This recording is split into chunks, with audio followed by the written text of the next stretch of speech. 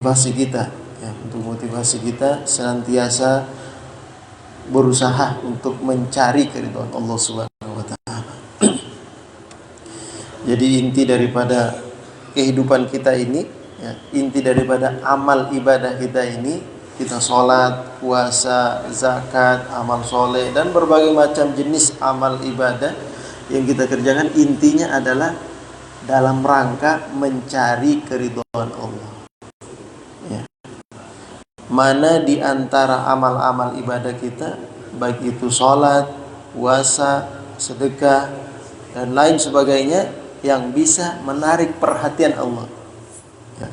Ibaratnya kita ini lagi caper, cari perhatian sama Allah. Ya. Sebagian daripada ungkapan ulama, ya, bahwa kita ini masuk surga dengan rahmat dan ridhonya, kan begitu? Bukan dengan amal ibadah kita. Terus bagaimana dengan sholat kita? Terus untuk apa kita sholat? Untuk apa kita sedekah, zakat, sholat jamaah, dan lain sebagainya? Itu dalam rangka mencari keridhaan Allah. Karena kalau kita sholat, bagaimana bisa dapat ridho Allah? Orang sholat saja belum tentu dapat ridho Allah, apalagi nggak sholat, kan gitu? Ya, kita ini dalam rangka mencari ridho Allah. Apapun yang merupakan amal soleh yang Allah Subhanahu wa taala sukai, maka kita harus berada di sana karena kita dalam rangka apa? Mencari keridhaan Allah. Karena dengan ridhonya Allah lah, dengan ridho dan rahmatnya Allah, kita akan dimasukkan ke dalam surga. Ya. Jadi makanya kata Allah Subhanahu, kata Rasul sallallahu alaihi wasallam, sesungguhnya Allah merahasiakan 6 perkara pada 6 perkara. Di antara salah satunya adalah Allah merahasiakan ridhonya dalam ketaatan kepada Allah. Artinya kita tidak tahu mana di antara amal ibadah kita yang diridhoi Allah. Oleh sebab itu jangan pernah bosan, jangan pernah putus asa dalam beramal soleh. Ya, selalu berharap mana di antara amal kita ini semoga diterima oleh Allah, mengundang keridhaan Allah. Itu orang di kantor, Pak. Orang di kantor, ya, ada di antara dari sekian banyak karyawan, ada yang lebih rajin. Ada yang lebih rajin, tepat waktu, disiplin. Kira-kira ini orang, bosnya senang gak sama orang ini kira-kira? Senang sama orang ini. Kenapa? Rajin, disiplin, tepat waktu. Ya. Tapi ternyata ada juga yang lebih rajin, lebih disiplin, bahkan dia mengerjakan semua tugas-tugas di kantor itu walaupun bukan tugasnya, setelah dia menyelesaikan tugasnya. Wah, bos pasti lebih senang sama yang ini daripada yang ini, kan begitu? Ya, Allah seperti itu. Artinya setelah kita selesai mengerjakan ibadah-ibadah wajib, kita tambah dengan ibadah-ibadah sunnah, hadir di majelis salim, hadir di sini dan di situ, mengkaji ilmu, itu semakin mengundang keridhaan Allah. Ya. Semakin mengundang keridhaan dan semakin membuka peluang untuk kita mendapatkan ridho dan rahmat dari Allah. Itu tujuannya. Ya. Ini sekedar mukaddimah. Kita masuk ke kajian kita. Hadis yang ke-17 ya. Al-hadisus sabi'a asyar.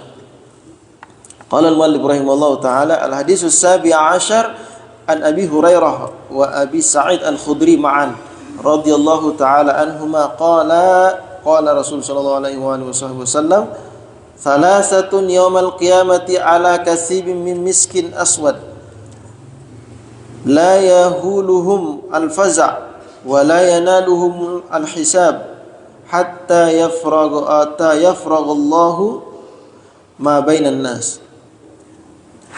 Kata Rasul sallallahu alaihi wasallam, ini riwayat dari Abu Hurairah dan juga Abi Sa'id Al-Khudri, keduanya sahabat dan keduanya meriwayatkan hadis ini. Ya. Nah, beliau berkata bahwa Rasul sallallahu alaihi wasallam bersabda, ada 3 golongan. Ya. Yang mana 3 golongan ini pada hari kiamat, ya, akan berada di atas kasibin min miskin aswad. Nanti dia akan naik ke atas bagian dataran tinggi dari tumpukan pasir, yang mana pasir tersebut terbuat dari miskun aswad. Miskun aswad itu kasturi, awan minyak wangi kasturi yang hitam, yang mana minyak kasturi yang hitam ini itu termasuk bagian daripada minyak wangi yang paling wangi. Ahsanil misik min anwa'il misik min anwa'i ahsanil misik. Di antara sekian banyak minyak wangi yang paling wangi, nah yang hitam ini itu yang paling wangi. Ibarat kata 20 meter udah kecium baunya. Nah, gitu. Ya. Nah, itu minyak kasturi itu belum dapat dari dulu itu. Asli itu. Iya. Ini hadiah dari Allah ini. Ya. Untuk siapa? Untuk 3 golongan ini. Mudahan kita masuk nih. Ya. Untuk 3 golongan. Sampai-sampai ya la yahuluhumul faza', sampai nanti di yaumil qiyamah, pada hari setelah hari kebangkitan, mereka berada di padang mahsyar itu tidak mengalami kekhawatiran sedikit pun.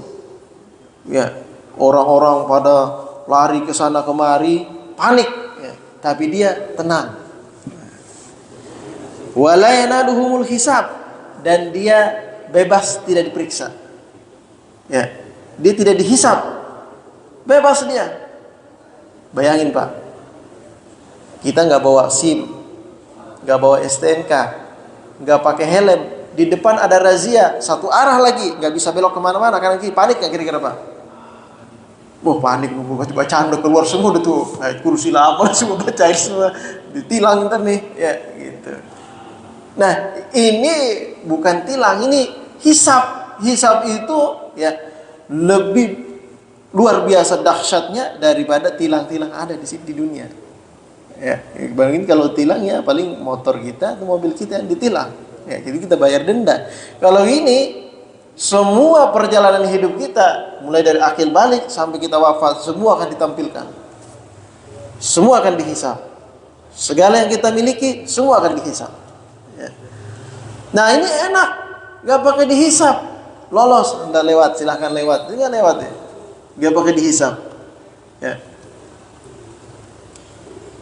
Nah, ini 3 golongan ini.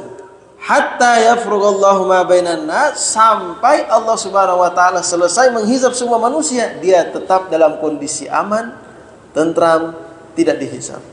Ya. 3 golongan ini. Siapa mereka? Yang pertama, rajulun qara'al Qur'ana ibtigha'a wajhillahi azza wa jalla, yaitu seorang laki-laki yang membaca Al-Quran semata-mata mengharapkan keridhaan Allah. Dia baca Quran semata-mata mengharap keridhaan Allah. Dirutinkan dibaca Quran, ya. Baca Quran, ditadabburkan, kemudian dihayati mana-mananya, dan dia berupaya untuk mengamalkannya. Ini dia nih, ya. Ini dia orangnya. Keuntungannya tenang di saat orang-orang sedang panik, ya. Kemudian tidak dihisap. Seakan-akan dia udah tahu, ya. Biasanya kan orang panik itu nggak tahu, tiba-tiba ada kejadian panik dia. Tapi kalau orang udah tahu, santai aja dia, gitu, ya. Nah, dia baca Quran semata-mata mengharapkan keridhaan Allah Subhanahu wa taala. Wa amma bihi qauman wa hum bihi radun, dan dia mengimami, ya, mengimami orang banyak, dan orang-orang banyak senang sama dia. Ya, kan ada juga orang imam tapi orang-orang pada senang. Ini maksudnya dia mengimami dan orang-orang senang kepada dia. Nah, dia baca Quran, dia mengimami orang banyak, orang-orang senang kepadanya. Ini satu kriteria. Ya. Satu kriteria, satu golongan yang mana orang-orang tersebut mendapat 2 kemuliaan tadi. Ya. Yang kedua, warajulun adzina fi masjidin du'aan ilallahi ibtigha'a wajhillah, dan seorang laki-laki yang azan di masjid. Ya, enak nih muadzin nih. Dia azan di masjid, duaan. Kenapa? Dalam rangka mengajak orang-orang kepada masjid, ke masjid untuk beribadah ke masjid semata-mata karena Allah Subhanahu wa taala. Bukan pamer suara, bukan pamer lagu baru, bukan. Ya. Kan ada juga lagu muncul, lagu adzan baru gitu, tahan juga lagu adzan baru gitu. Tapi enggak, memang semata-mata dia ingin mengajak orang agar hadir ke masjid. Ya. Dengan adzan, dengan suaranya yang lantang, suara adzannya yang merdu, yang mengundang orang menjadi penasaran hadir ke masjid. Nah, orang ini tergolong orang-orang yang kelak nanti di akhirat mendapatkan dua kemuliaan tadi. Ya. Wa rajulun mamlukun ubtuliya birrizqi fid dunya falam yushghilhu dzalika an talabil akhirah. Dan seorang hamba, ya, seorang hamba yang dan seorang seorang sayyid, seorang tuan. Di zaman aja seorang hamba juga, di riwayat lain ada seorang hamba, di riwayat lain ada seorang tuan, ya, yang mereka ini dibawa, yang tuan ini ya memiliki seorang atasan dan memiliki seorang bawahan. Nah, atasannya dan bawahannya tidak menghalangi dia untuk berzikir, berzikir dan mengerjakan amal-amal soleh. Artinya dia tidak terikat 100% oleh atasannya dan dia tidak disibukkan oleh bawahannya untuk meninggalkan apa yang diperintahkan oleh Allah Subhanahu wa taala. Kan banyak orang gara-gara sibuk ngurusin orang, ngurusin karyawan, sholat gak keurus juga. Banyak itu gak, Pak? Ya. Ada juga orang ya sibuk ngurusin hartanya, akhirnya apa? Sholat gak keurus. Sholatnya juga 5 menit lagi baru dia sholat. Ya. Kadang-kadang bukan kelewatan sholatnya. Nah, udah keburu azan, udah gabung sekalian. Nah, gabung lagi. Ya. Nah, orang ini, ya, seorang sayyid, seorang tuan yang Allah Subhanahu wa taala uji dia dengan rezeki. Nah, dia dikasih rezeki oleh Allah Subhanahu wa taala, banyak rezekinya. Tetapi falam yushghilhu dzalik. Rezeki yang Allah berikan kepadanya tidak menyibukkan dia untuk mengejar akhiratnya. Artinya justru dunia atau rezeki yang dia miliki menjadi wasilah baginya untuk meraih kebahagiaan akhirat. Ya. Gara-gara harta, gara-gara banyak bisnis, banyak usaha, banyak pekerjaan di mana-mana, akhirnya dia ke sana kemari, muter-muter ngurusin pekerjaannya, sholat gak keurus, majelis taklim gak pernah kelihatan, sholat Jumat juga kalau udah mau qomat baru datang nih ke masjid. Bagaimana itu? Ya. Nah, ini 3 golongan tadi. Jadi yang pertama, orang yang suka baca Quran, ditadabburkan serta diamalkan, ya. Dan dia membacanya karena Allah, mengharapkan keridhaan Allah, bukan membacanya karena terpaksa, bukan membaca karena pengen pamer-pamer suara atau apa. Yang penting itu baca karena Allah. Ya, dia pengen tadabburkan, pengen amalkan Al-Quran itu. Dan dia mengimami orang banyak dan orang-orang senang kepadanya. Kemudian seorang laki-laki yang senang adzan di masjid, mengajak orang masuk ke masjid karena Allah, ya. Dan seseorang yang Allah uji, siapapun itu Allah uji dengan rezeki yang banyak, tetapi rezeki yang dia miliki tidak menghalangi dirinya untuk mencari akhiratnya. Ini 3 golongan tadi, ya, yang akan diberikan Allah Subhanahu wa taala kemuliaan nanti di akhirat. Dia datang di akhirat tanpa dihisab. Ya. Ini salah satu riwayat, ya. Ini salah satu riwayat. Dalam riwayat lain dengan redaksi yang berbeda. 3 golongan, tapi redaksinya agak berbeda sedikit. Dia agak lebih umum, ya. Ada yang umumnya, ada yang lebih khusus juga. Nah, dan diriwayatkan oleh Al-Imam At-Tabarani. Ya. Imam At-Tabarani, wa huwa min tariqi Bahr ibn Kaniz As-Saqqa, wa huwa dha'ifun, hadisnya dhaif. Ya. Bal matruk, sebagian mengatakan hadisnya ditinggalkan. Ya, tapi ini masih semakna dengan hadis yang pertama tadi. Ya, saya pernah baca dalam beberapa literatur hadis dhaif. Ya, hadis dhaif itu Pak. Ini hadisnya kata para ulama ini hadisnya dhaif. Ini hadisnya bahkan ini hadisnya matruk. Matruk itu hadisnya ditinggalkan. Maksudnya enggak dipakai di hadisnya. Tapi karena saking banyaknya itu hadis, ya, dan tidak bertentangan dengan syariat agama, saking banyaknya, maka satu dengan yang lain bisa saling menguatkan. Hadis ini bisa saling menguatkan. Ya. Selama hadis itu pertama tidak bertentangan dengan pokok syariat, tidak bertentangan dengan Al-Quran dan sunnah yang sahih. Yang kedua, selama riwayat itu tidak bertentangan dengan akal manusia, kan hadis tidak akan bertentangan dengan akal manusia. Yang ketiga, ya, redaksi hadisnya itu, teksnya itu tidak lemah, susunannya itu tidak lemah, tidak ada indikasi-indikasi bahwa ini bukan bagian daripada fasahatul kalam. Ya, fasahatul kalam itu artinya ini teksnya ini bagus, sempurna, penyusunannya itu sempurna. Karena ada orang menyusun teks kayak orang nggak tahu grammar, kalau dia nyusun teksnya salah-salah grammarnya. Nggak mungkin. Rasulullah itu afsahu man nataqa bid-dhad. Rasulullah itu orang yang paling fasih dalam berbahasa Arab. Nah, kalau redaksinya saya sudah salah, berarti itu bisa ditebak. Ini kayaknya bukan ucapan Rasulullah. Kok bisa begini redaksinya? Kan gitu. Ya. Nah, itu yang kedua. Kemudian yang terakhir, kalau riwayat itu ya walaupun lemah, kalau banyak, ya banyak dan satu dengan yang lain saling menguatkan, maka ini bisa naik derajatnya. Yang tadi disebut sebagai hadis matruk bisa naik menjadi hadis dhaif. Ya. Kalau riwayatnya hadis dhaif banyak, ya bisa naik menjadi hadis apa? Hadis hasan. Kalau banyak dengan kriteria tadi ya, tidak bertentangan dengan Al-Quran, tidak bertentangan dengan sunnah yang sahih, tidak bertentangan dengan yang satu hadis satu dengan yang lainnya tidak saling bertentangan, maka hadis ini bisa saling menguatkan. Nah, redaksi yang lain daripada Imam At-Tabarani. An Ibnu Umar bilafzi salasatun ala kusbanil miski yaumal qiyamah la yahuluhumul faza wa la yafza'uhum hina yafza'un nas. Nah, ada 3 macam orang, kelompok yang dia ini pada hari kiamat nanti tidak akan mengalami huru-hara yang luar biasa. Maksudnya dia tidak panik, ya. Wala yafza'u hina yafza'un nas, tidak berdesak-desakan, tidak bersusah payah ketika orang-orang sedang bersusah payah pada saat itu.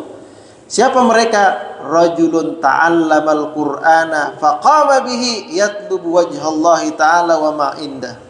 Seorang yang belajar Quran. Kalau tadi kan baca nih. Nah, kalau ini rajulun ta'allamal Qur'an, dia belajar Quran. Ya. Belajar itu namanya belajar. Urusan pinter atau enggak pinter itu urusan kedua. Yang penting belajar, kan gitu. Ya, yang penting belajar, dan dia belajar karena Allah. Yatlubu wajh Allah. Dia berangkat faqama, dia berangkat ke sana kemari di tempat-tempat di mana diajarkan Al-Qur'an, dia berangkat ke sana untuk mempelajari Al-Qur'an semata-mata mengharapkan keridhaan Allah. Ya. Cuma benar-benar pengen baca Quran aja. Pengen belajar Quran aja, bukan karena kagak enak sama Pak Kiai misalnya. Oh, gak enak tuh Pak Kiai ditanyain mulu kenapa kagak ada di masjid gitu kan. Gak ada di situ, gak ada perasaan begitu dia. Dia memang pengen belajar Quran. Datang dia ke masjid belajar Quran gitu. Ya. Nah, orang yang seperti ini adalah orang yang akan nanti di hari kiamat yang akan diberikan kemudahan. 2 hal yang mulia tadi. Yang pertama, ya. Wa rajulun nada fi kulli yaumin wa laila 5 shalawatin yatlubu wajhallahi wa ma indah. Dan orang yang mengajak orang untuk berangkat salat ke masjid, salat 5 waktu. Wah, ini muadzin. Ya.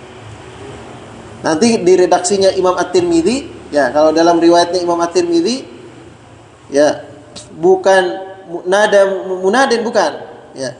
Tetapi yad'un nas, mengajak orang. Yad'u ini beda dengan adzina. Kalau adzin itu muadzin. Kalau yad'u bisa dimaknai mengajak. Artinya kita yang tidak muadzin, tidak adzan, kita lewat misalnya dari rumah nih, lewat. Ada orang lagi nongkrong depan rumah, kita ajak dia, yuk sholat yuk masjid. Nah itu masuk juga nih. Dia mengajak orang lain ke masjid, yuk ke masjid yuk jemaah. Nah gitu. Atau dia seorang manajer misalnya, dia ajak karyawannya, yuk sholat dulu yuk, udah dulu, stop dulu, kita sholat dulu. Nah. Atau misalnya Pak Kiai misalnya nih, sebelum habis adzan ya kan, ada kultum, kedengaran suaranya keluar speaker, oh yang ada di bengkel, yang ada di pekerjaannya, ayo kita sholat. Itu mengajak tuh. Ya, itu mengajak tuh.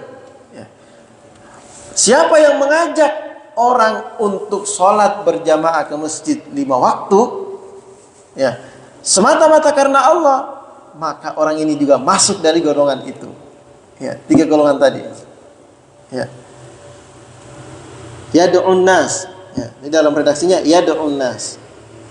Wa mamlukun lam yamna'hu rikud dunya min ta'ati rabbih. Dan seorang penguasa ya yang tidak pernah terganggu, tidak pernah merasa terganggu dalam beribadah, berzikir, dekat kepada Allah oleh dunia atau kesibukan-kesibukan yang dia miliki.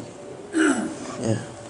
Inilah kata Imam Abdullah bin Al-Haddad, beliau mengatakan karena beliau ini setiap hari punya tamu, dan yang melayani tamunya itu beliau sendiri. Ya. Sehingga ada yang berkata kepada beliau, ya Imam, engkau ini sibuk ngurusin tamu terus setiap hari. Kapan engkau beribadah? Kapan engkau berzikir? Apa kata beliau? Tamu-tamu saya yang datang ini tidak menghalangi saya sedikit pun dari mengingat Allah. Artinya dia melayani tamu itu sambil berzikir pada Allah. Ya. Karena udah terbiasa, dia sambil zikir pada Allah. Nah kalau udah belum biasa ngelayanin tamu, sibuk juga, mondar-mandir sana kemari, ngangkat ini, ngangkat itu, sibuk juga. Ngelayani ngobrol lah. Tapi beliau, ya kalau sudah terbiasa, hal yang demikian tidak menyibukkan dirinya dari mengingat Allah Subhanahu Wa Taala. Nah orang-orang seperti ini tadi, mereka lah orang-orang yang akan diberikan kemudahan nanti di akhirat, tidak mengalami kesusahan sedikit pun, tidak mengalami kegelisahan, kepanikan yang luar biasa, ya. Dan juga mereka selamat daripada hisab, pemeriksaan nanti di akhirat. Ya. Kira-kira Bapak dan Ibu sekalian, ya.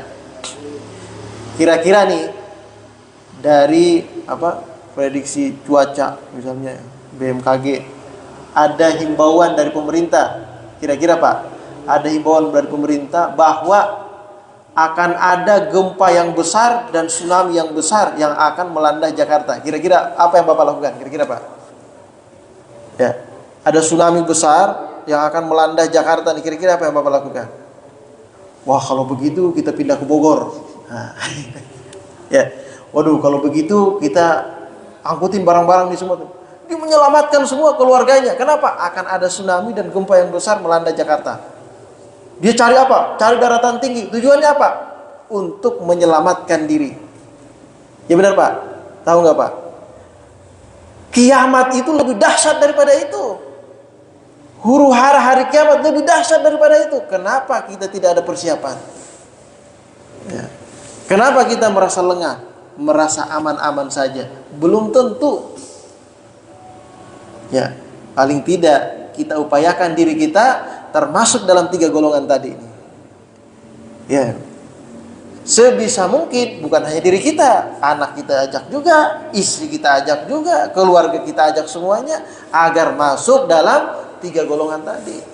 Ya. Luar biasa luar hari kiamat. Kemarin aja gempa ya kan? Minggu kemarin ya gempa ya. Gempa. Baru sebentar doang udah panik, gempa, panik udah tuh. Ya. Bagaimana kalau hari kiamat nanti? Ya. Siapa yang bisa menolong kita? Orang-orang semua sibuk. Ya. Tidak ada yang bisa menolong kecuali diri kita masing-masing dan amal ibadah yang pernah kita kerjakan. Ya. Nah ini keutamaan daripada membaca Al-Quran dan keutamaan dari seorang yang mengajak hamba Allah untuk ke masjid. Ini mengajak ke masjid ya, mengajak ke masjid untuk sholat jamaah. Ya.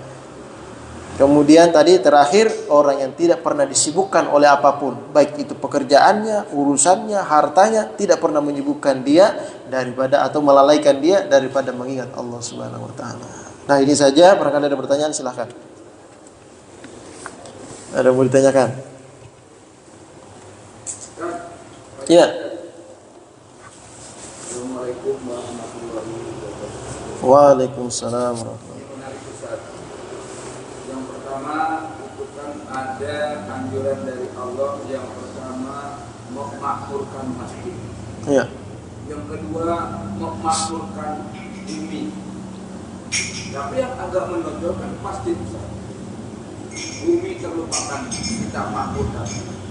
Jalan, tanah di aspal segala macam tidak ditumbuhkan lagi pohonan.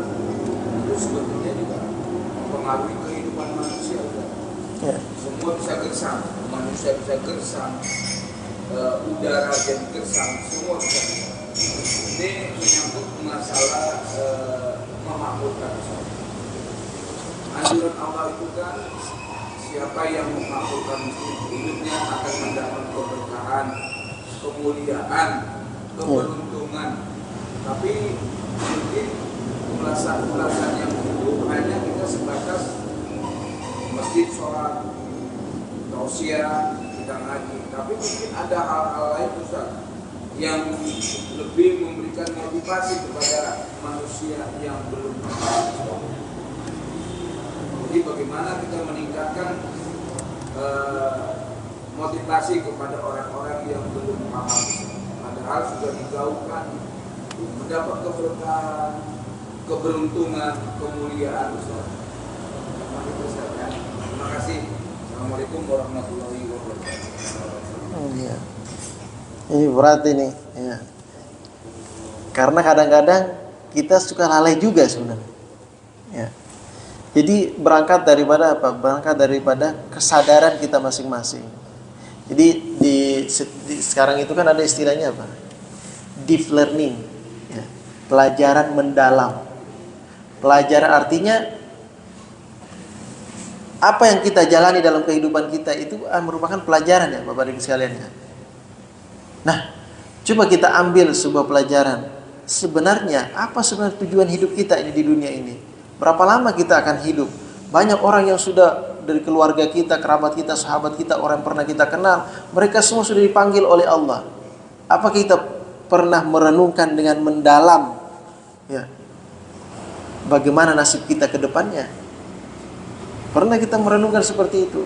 Sedangkan jalan-jalan untuk menggapai keridhaan Allah itu sangat banyak sekali ya. Ke masjid, ke masjid ta'lim, hadir ke sini ke situ, banyak sekali yang ada di sekitar kita. Kenapa kita tidak tergerak? Artinya ya, kita belum menyadari sepenuhnya dengan tujuan hidup kita sendiri ya. Kita belum menyadari sepenuhnya dengan tujuan hidup kita ya. Bagaimana agar kita ini termasuk bagian orang-orang yang bertakwa kepada Allah. Di antaranya memakmurkan masjid. Memakmurkan itu tidak harus berkecimpung di masjid ya. Memakmurkan masjid itu di antaranya dengan kita hadir ke masjid dalam kegiatan-kegiatan apapun itu, ketika ada kesempatan atau mengupayakan hadir berjamaah di masjid, mengajak orang-orang ke masjid, itu bagian daripada memakmurkan masjid. Apalagi kalau orang yang sudah di masjid ya, bagian DKM yang memang bertugas, dia selalu berupaya bagaimana caranya masjid ini bisa makmur, ramai, banyak yang sholat di sini ya. Banyak orang yang tergerak menuju masjid.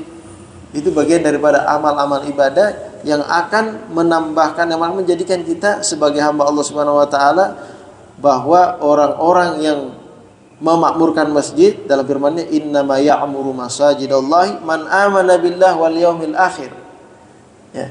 Kenapa Allah kaitkan di sini dalam firman-Nya? Orang yang memakmurkan masjid itu adalah orang yang beriman kepada Allah dan hari akhir.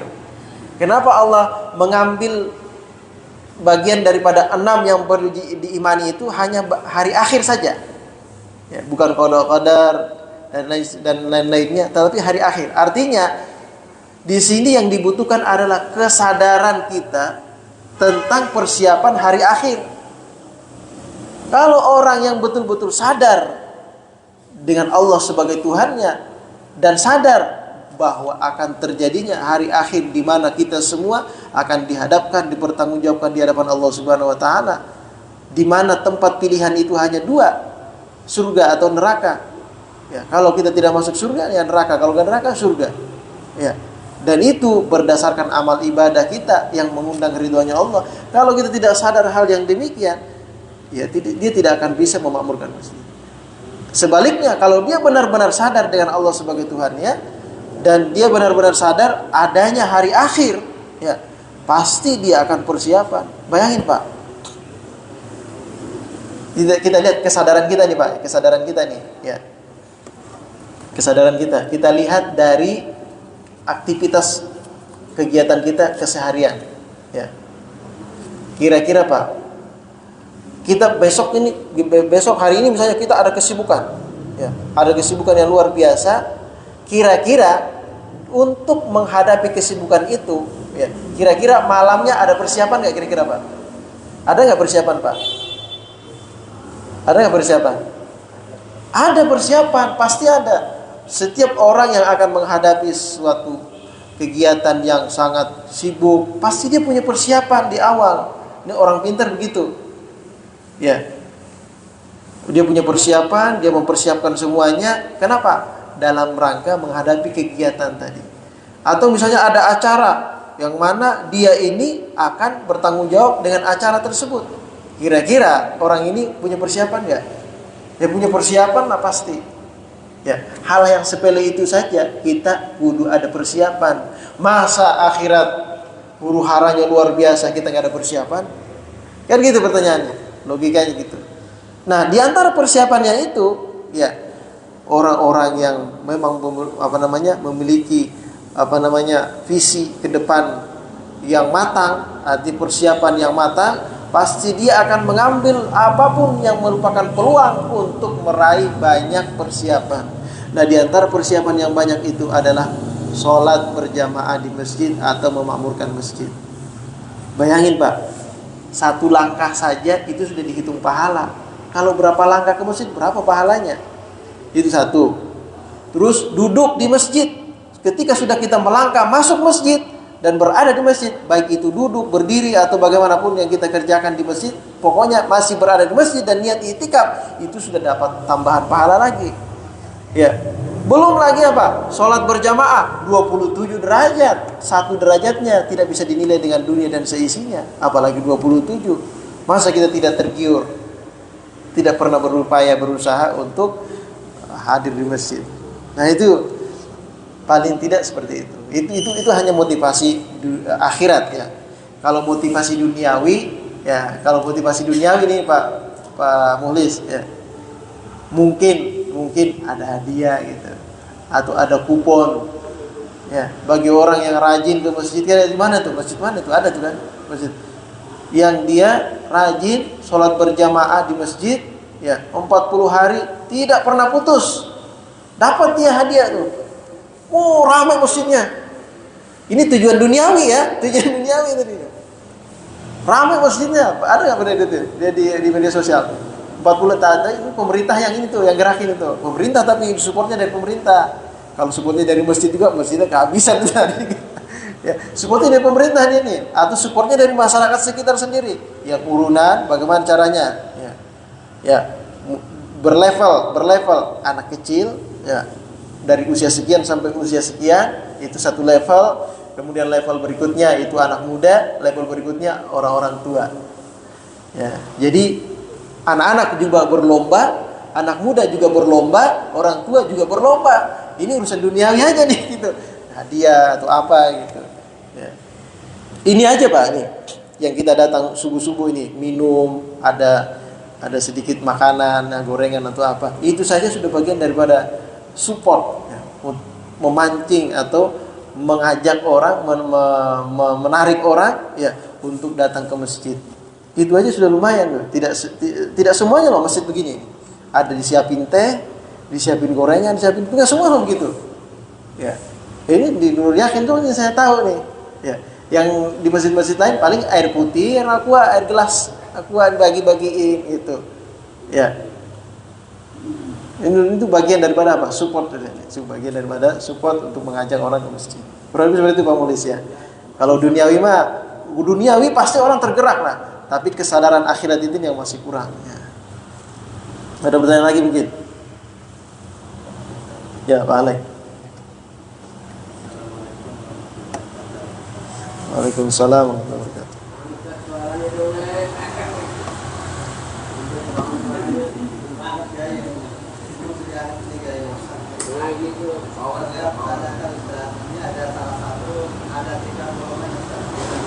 Iya. Dan saya pertanyakan Ustaz, ini kan salah satu yang kriteria yang masuk surga tanpa hisab itu kan baca Al-Quran. Iya. Ikhlas lillahi ta'ala dengan cinta ibadah Allah. Bagaimana dengan baca Al-Quran? Apa itu mendapat ridho Allah atau dapat hisab dari Allah atau masuk surga? Cuma baca-baca mulu. Artinya nggak paham, kalau juga nggak dipahami, apa semacam itu bisa salah satu masuk dari golongan atau kategori orang yang dihisab atau langsung masuk surga. Orang yang cuma baca-baca doang, tapi niatnya lillahi ta'ala, cuma kategorinya artinya juga nggak paham. Ya. Maka itu termasuk salah satu yang dihisab oleh Allah, Ustaz. Terus yang kedua, Ustaz, ini mungkin di luar konteks, Ustaz.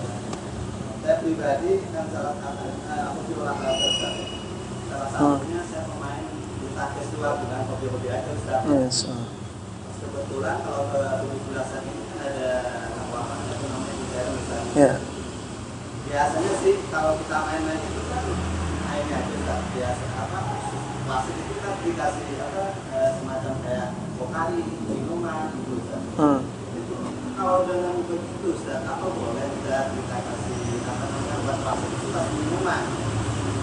Apa itu halal, Ustaz? Yang ngasih atau yang bayar itu buat klasik itu yang kalah main. Misalnya kita kan ada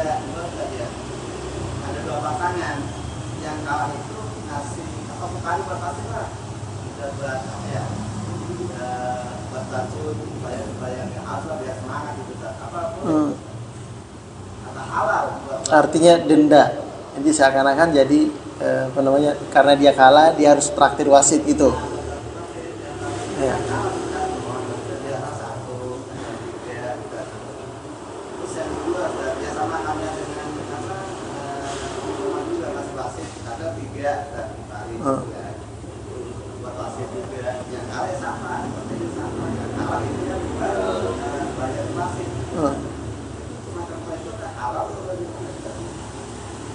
Ya.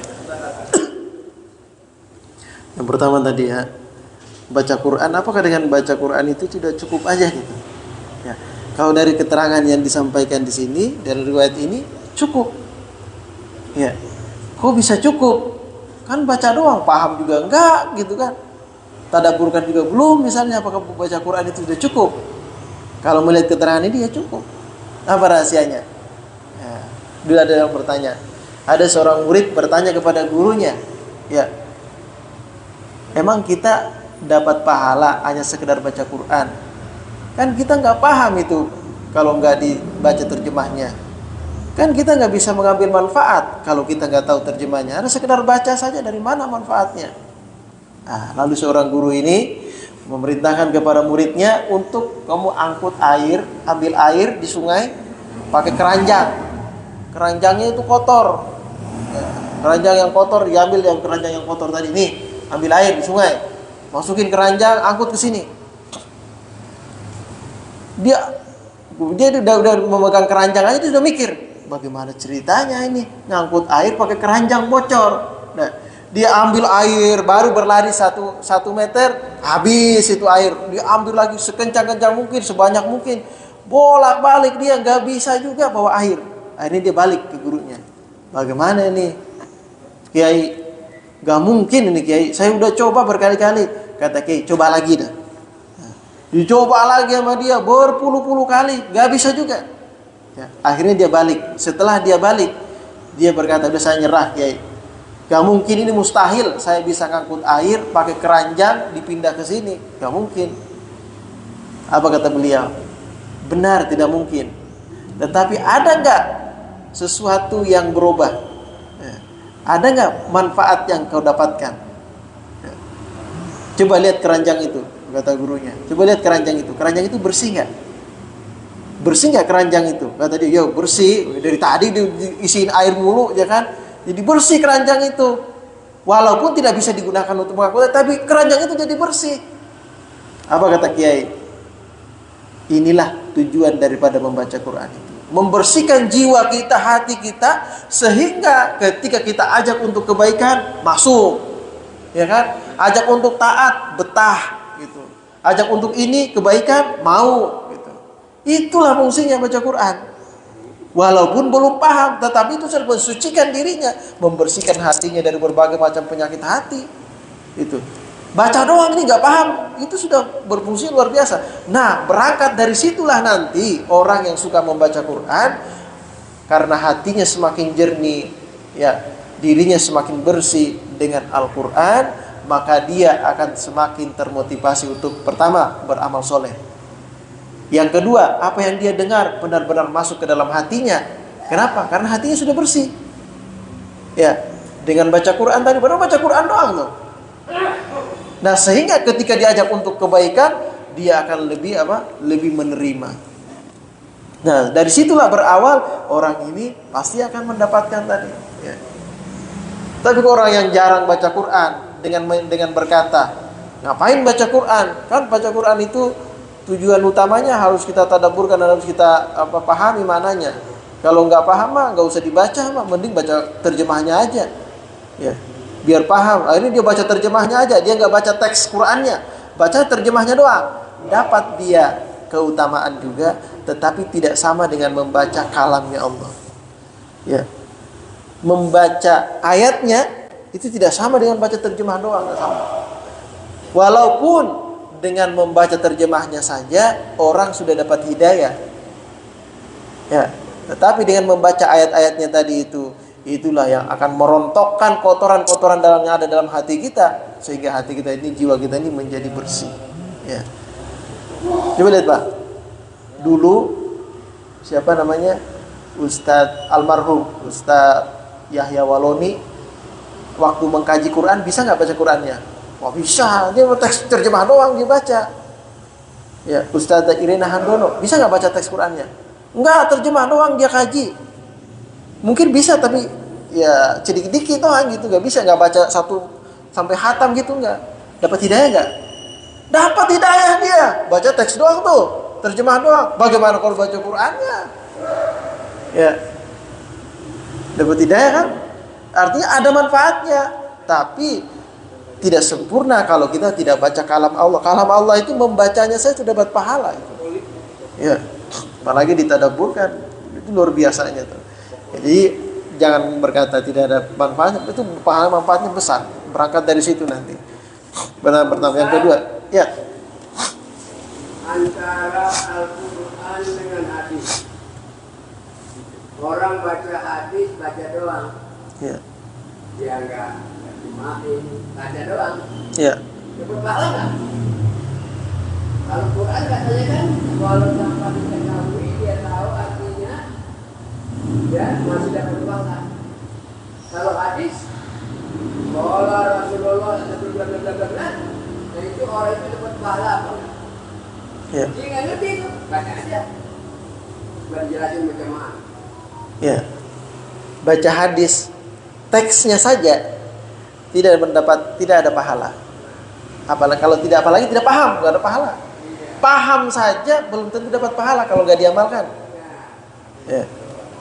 Apalagi sudah nggak paham, baca doang, paling dapat pahalanya itu pas ucapan qala Rasulullah sallallahu alaihi wasallam, itu doang yang dapat pahala. Karena itu sholawat ya. Selain daripada sholawat itu tidak ada. Beda dengan Quran. Baru kita ngomong bismillah, belum bismillah. Bis doang gitu, ya. Udah 20. Iya enggak? 20 satu huruf 10. Itu kalau di luar dari Asyhurul Hurum. Ya, di luar daripada bulan-bulan mulia. Kalau bulan-bulan mulia itu berlipat-lipat ganda. Bismillahirrahmanirrahim, baca Quran 19 huruf. kali 190 kali 19 kali. Kali 10, maaf. Kali 10 berapa udah? Baru bismillah doang.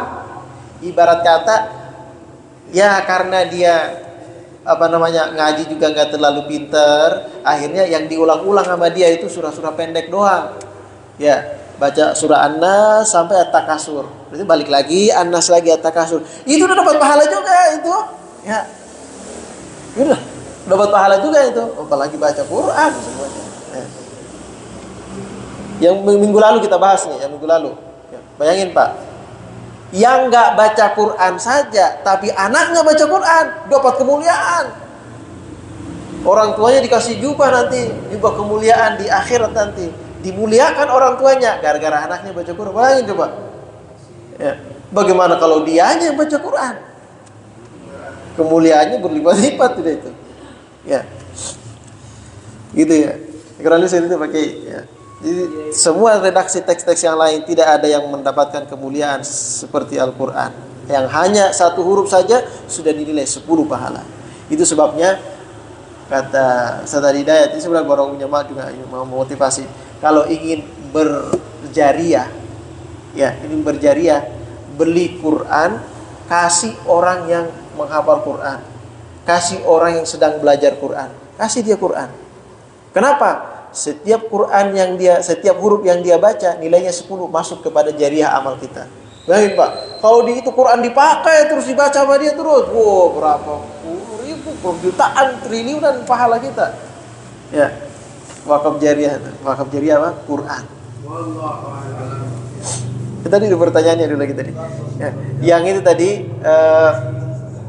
yang bertanding tadi, ya main bulu tangkis. Siapa yang kalah, dia yang traktir wasit.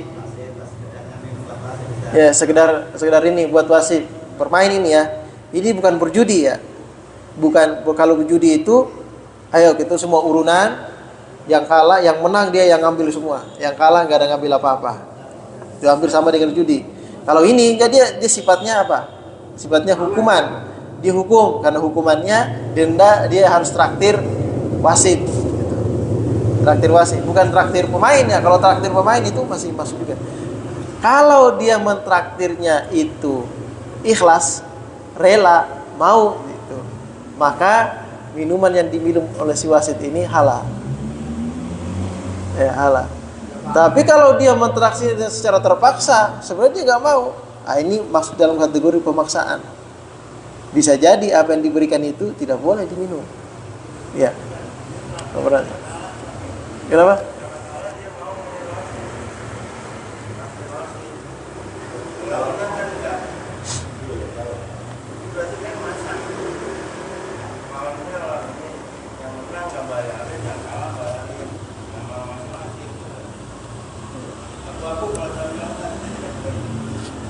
Nah, itu jadi ya kalau itu masuk bagian dari itu secara ini ya masih bagian daripada judi ya, masih seakan-akan terlihat sebagai judi, masih abu-abu, subhat. Minimal itu jatuhnya airnya subhat. Subhat itu artinya gak jelas. Ya. Tapi biasanya sih kalau teman dengan teman, ayo kita menang, ya biasanya nanti ada paksaan, karena itu semangat aja gitu ya. Nah itu rasanya mana yang terus pikirinnya.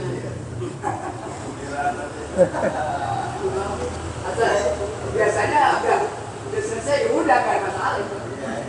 Lain lagi. Semangat aja. Semangat tuh bang. Ya pokoknya yang kalah beli minuman aja. Kalau semacam kayak gitu ada minuman juga bikin ates juga mainnya sudah biasanya. Ya. Semangat dengan aja minuman itu. Biasanya kalau judi kan udah direncanain. Nah, mulai judi kalau kita buat begini ada perencanaan. Ya, kalau biasanya begitu biasanya sih. Alek Mandela yuk lawan gua loh, buat minuman. Kalau enggak boleh. Ya udah, siap. Bisa lagi. Misalnya coba kita cari lagi yang fatwa atau kompilasi hukum terbaru terkait dengan hal itu, biar kita lebih jelas. Kalau itu masih abu-abu sebenarnya, ya. Masih dalam kategori subhat. Kecuali yang biasanya urunan-urunan itu dalam rangka administrasi saja, daftar sebagai pemain pelomba, yang mana itu akan dikelola oleh panitia untuk hadiah, untuk wasitnya, untuk perbaikan pemeliharaan dan sebagainya, itu jadi masalah. Tapi kalau memang dalam rangka memang itu sudah secara langsung denda dan sebagainya, itu bisa masih tidak subhat ya. Itu sementara, nanti kita coba dulu ya, lihat hukumnya seperti apa yang jelas ya. Baik, cukup kira-kira ya Pak. Mudah-mudahan apa yang kita kaji pada pagi hari ini kita baca bisa bermanfaat, menjadi motivasi kita untuk senantiasa terdorong untuk mau lebih intensif lagi, lebih rutin lagi untuk membaca Al-Quran, selalu mengajak orang untuk ke masjid, baik itu dengan azan ataupun dengan ajakan di luar itu dengan ucapan kita, dan berupaya bagaimana agar kesibukan kita, keseharian kita, berbagai macam aktivitas dan kesibukan tidak menghalangi kita untuk senantiasa berzikir kepada Allah Subhanahu wa taala. Al-hadini wa kullinatin salih wa ila hadratin Nabi. Al-Fatihah.